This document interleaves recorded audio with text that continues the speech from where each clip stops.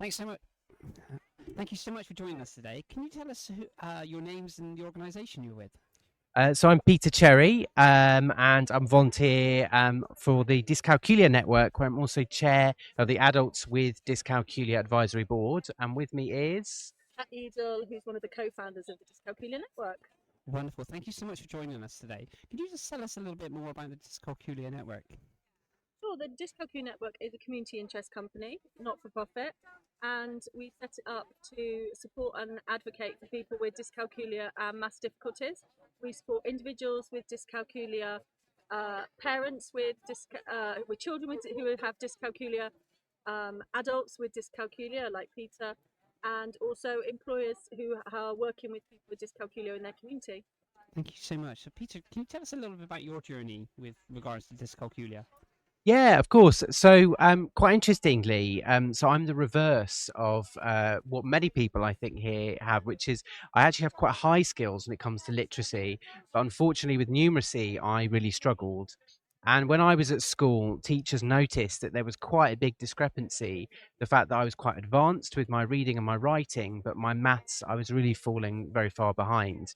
And so that led me to see an educational psychologist, and I was diagnosed with dyscalculia, which apparently was quite rare in those days, actually, and it still is. It still is quite rare. In fact, statistics from Loughborough University show that a child is 100 times more likely to be diagnosed with dyslexia than they are with dyscalculia. So it's still quite a grim picture, really. Yeah, so dyscalculia in my everyday life, I mean, it affects financing a lot, budgets. I really struggle with budgets, and I've had times when I've not been able to manage my finances very well. I also really struggle with reading numbers. So for me, things like commas and spaces are really, really important. Like at work once, I was given a figure which was looked like a mess of ones and zeros to me, and I really struggled. So that's also really important. Mental arithmetic, mental maths, I just can't really conceptualize it in my head. And I've never been able to pass my maths GCSE, and I've tried a few times now, and that has held me back a lot with job opportunities. So there's a lot really that affects dyscalculia, and it's great to be here and be able to raise that. Thank you so much for sharing that. You mentioned around the statistic around people would be more diagnosed with dyslexia than dyscalculia, and I think I read a stat, and please don't quote me on this, that if we looked at dyslexia and dyscalculia is kind of like 10 or 20 years behind dyslexia. What's your thoughts on that? I think it's really sad. The first thing is that research is not funding is not being given to research into dyscalculia as much as dyslexia. I think a lot of to do that is people not knowing about it, and a lot of people think dyscalculia is dyslexia with numbers, which it isn't. It's a different condition altogether. And one of the reasons we set up the Dyscalculia Network is to try and raise that awareness of dyscalculia as a word. It's not the easiest of words to remember, and also to try and help people who have dyscalculia but don't know they have it because it's so underdiagnosed. One of the main problems we have, and it's certainly clear at something like the Dyscalculia show that we've got here, is that people with dyscalculia don't know they've got it for sure because they are underdiagnosed. And because of that, and people aren't diagnosed with it, the awareness isn't raised in the same way as dyslexia is. So we're probably, I think, more like 30 years behind, where we're in a situation where the word is only just getting to be recognised. Most members of the public don't necessarily know the word. It's very unusual. If you say, oh, I work for a Dyscalculia Network, people are like, what's that? So that's one of our main challenges. And I think moving forwards, the key is to be raising awareness of dyscalculia in order that people know the word. And then when we get people being diagnosed with dyscalculia, they'll have a voice. And it's the voice of dyscalculia which is currently missing. What are you finding some of the barriers? I know you mentioned, and so elegantly in the sense of some of the barriers. What are kind of some of the barriers that your questions that are being asked, that you're facing with regards to dyscalculia? Apart from that, the way that it's sounding and spelt, and that's difficult enough. Well, I would say just on the way that it's pronounced, what we've adopted anyway, because everyone seems to pronounce dyscalculia in a different way, is to rhyme with Julia. So we always say dyscalculia rhymes with Julia. So did I say dysjulia then? Sorry, dyscalculia rhymes with Julia. But that is actually a barrier. Actually, how you pronounce that word, because it is a tricky word, that is a barrier. I think, it's interesting to talk about the, dyslexia and numbers thing. I mean, it's not, Kat's absolutely right. It's not the same thing, and it's important to realize that. But even I sometimes have to use it as a shorthand because I've been to many job interviews, for example, and I've had to declare, I have dyscalculia. And I sometimes have to say I feel a bit jealous of people with dyslexia because the awareness is there, so you can just say it and someone knows. I mean, the adjustments might not be, but at least they have a kind of working idea of what it is. And so I often have to say, oh, it's like dyslexia in numbers. And then the response is often, and it has been quite a few times, oh, I'm also not very good at maths. But it's very different from struggling with maths to actually having dyscalculia. And I think the maths GCSE is a real example of that, because not having a maths GCSE really holds you back. And I think that at least with dyslexia, there is support there, which is great. I mean, it's not always perfect, I know, but the support is there. And I think what we really need to start insisting on is that people, if they're doing a PGCE in maths, for example, they must have training in dyscalculia, and we must start those kind of early interventions, because that really helps you later on in life as well. And I would totally agree. And I would say that I think that it's awareness of the word, but it's also awareness in schools that people get, even if not a diagnosis, they get early intervention, very much similar to dyslexia. And also, the dyslexia community is hugely supportive of the dyscalculia community, and we're very lucky in that. We wouldn't be here at a dyscalculia show if it wasn't for Aaron Smith's support with the dyslexia show and realizing that our communities are interlinked. And so I think it's collaboration now moving forward that is going to make the difference, to make the Dyscalculia Network and our Dyscalculia community heard, because we're now a neurodiverse community. And I think we're moving away in a way from individual things, and we're looking at people as a whole, because many people, there's much co-occurrence with different disses, and we need to empower people, whatever their learning difference is, and we're part of that community. When you mentioned dyscalculia, and when I speak to people about dyscalculia, they say, "Oh yeah, I have a trouble with numbers." And if I mention dyslexia, someone say, "Yeah, I have trouble reading." But we know from a dyslexic point of view that it's more than just reading. From a dyscalculia side of it, it's more than just trouble with the numbers. What would you say if someone's listening? What are kind of like the signs, I guess, if someone was to think about do they have dyscalculia? I would definitely say, so memorizing numbers is extremely difficult. And I've got an example of this. So I'm staying at a hotel for the dyslexia and dyscalculia show. And Kat can be my can be my witness here. For some reason, I absolutely cannot remember the number of the room I'm in. And when you go to breakfast and they say, I just come up with a new creation every time. So it's like, I'm in 407, I'm in 306, and this is a really good example though of where dyscalculia comes into your everyday life. Memorizing numbers, I think for me, like pin codes and passcodes are really tough. Where actually, which is the opposite for, I think, someone with dyslexia, a password is much more useful.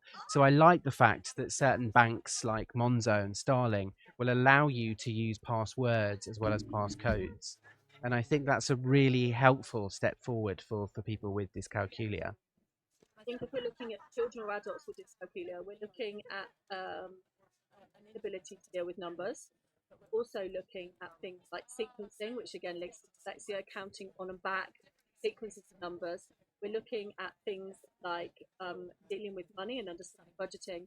Particularly time is another issue for dyscalculia. And we think of it as a number-based difficulty, but often affects understanding not just time as in telling the time, reading an analog clock, which can be very tricky, also time duration.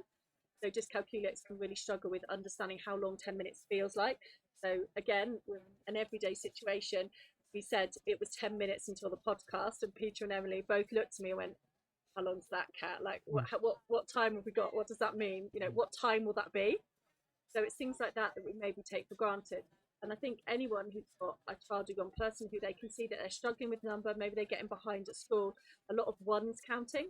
So dyscalculics go back to that counting in ones, often on their fingers, develop more mature strategies, or more developed strategies, more developed math strategies, and those kind of things that we notice in children with dyscalculia. Do you think there's a lot of I heard terminology just at this show, maths anxiety, I've not heard that terminology before. And do you think when we talk about numbers that there are quite a lot of anxiety around numbers? Yeah, definitely, for sure. And it doesn't necessarily have to be that you've got dyscalculia, I think. I think a lot of people feel very nervous around maths. It's a very common answer that I hear, which is, oh, I'm also not very good at maths. So I think you can, make that a kind of a broader issue, actually, which is perhaps we really need to be thinking about maths teaching generally. And I know the government obviously have put forward a proposal for having the maths to 18. I personally don't think that's the right approach, but nonetheless you can see that that there is a lot of time and need to kind of invest in maths teaching. I think from my point of view, I'd say maths anxiety and dyscalculia are two completely different things. Okay. Maths anxiety can happen to anybody, and somebody who's very good at maths can still feel anxious about maths. However, we do see a lot of co-occurrence between maths anxiety and dyscalculia because, and also with dyslexia, I think about 60% of people, according to the BDA, struggle with maths if they have dyslexia. So there is a lot of that co-occurrence between maths difficulties. And when people do struggle with maths, anxiety is going to follow. Because if you feel, imagine doing something you find difficult every day. I'm not a massive fan of public speaking, I have to say. And if I had to do it every single day, I don't think it would be great for my mental health. And children have to, or adults who have to do maths every single day. So if you feel anxious about something, you have to do it every single day. And it makes you feel that pit in your stomach, that dread we get when we feel anxious. You have to do it every day. That is not good for your mental health. So I think it does go hand in hand, and we have to be very aware, especially with our young people, that we need to try and prevent that happening. And again, that's where early intervention can make such a big difference in early diagnosis, because if people are diagnosed early and they can come to terms with the process, like Peter and Emily were, they had relatively early diagnosis. As adults, they've managed to come up with their own strategies, they've managed to get help and support to help them to get through adult life. So if we can do that for our young people, we don't end up with adults who feel completely alone. And I've just been speaking to lots of people today, individuals who come here, feeling like they have dyscalculia as adults and they've had no support, and math, they are fearful. Math. You mentioned early intervention. Is there what else can we do to kind of help and support more? So do you mean in general? Yeah, in general terms. I think in general terms is using the word dyscalculia. So if you're in the dyslexic community or if you're in the SEN community, mentioning dyscalculia, being aware of it, signposting to the Dyscalculia Network. We've got a great new website, literally just being launched this week for Neurodiversity Week, with lots of information for all those areas, for adults, for educators, for parents, and for employers. And we're there to support. And I think if we can raise awareness together as a community and put dyscalculia a little bit higher up that list. Very sadly, in recent research by Jo van Herwegen at UCL University, dyscalculia came at the bottom, only one to the bottom of 12 neurodiversities of teacher and educator knowledge. So it's way below. It's less well known than Down syndrome. It's less well known than some other neurodivergent conditions or medical conditions that you would assume dyscalculia would be up there at the top, and it's just not. And so that needs to change, and that's only going to change if the whole SEN community start talking about it more. I'm shocked by those stats. I guess because I'm, have dyslexia, and I'm pretty sure of dyscalculia. You mentioned the hotel numbers. The amount of screenshots I've got on my phone of my actual door number, which I take to breakfast each morning to show, as opposed to telling the name. And I guess because I'm in the sector, I think of dyscalculia as probably, yes, not up there with dyslexia, but not that low down. Do you think it's just the awareness that's just not there? I don't think there is. There has been an awareness, and also there hasn't actually been a charity or not-for-profit working on dyscalculia in the UK, or as far as we can tell, very many places in the world, up until we started the Dyscalculia Network. So when I started getting inquiries to my own business about dyscalculia, because that's my background as a dyscalculia specialist, there was nowhere to send people, nowhere to get the help. And I was like, how can this be the case? How can there be nowhere to get help? And since we started Dyscalculia, so many people have come forward and said, oh, we didn't even know about dyscalculia, or we knew about it, but there was nowhere to go. And that is a really sad case. I mean, the BDA have been there for years. Different dyslexia organisations have been there for years. But there has been no central organisation in the UK. I think so. Yeah, I'd come in here as well and say so. I started actually speaking more about my dyscalculia after a few years ago. I basically was like trying to find work. Essentially, I was unemployed. I was on universal credit for a while, despite the fact that I hold a PhD in literature actually, so my skills are quite different. And I was really struggling to find work because of this maths GCSE, and I was really struggling a lot with my mental health and my sense of self worth.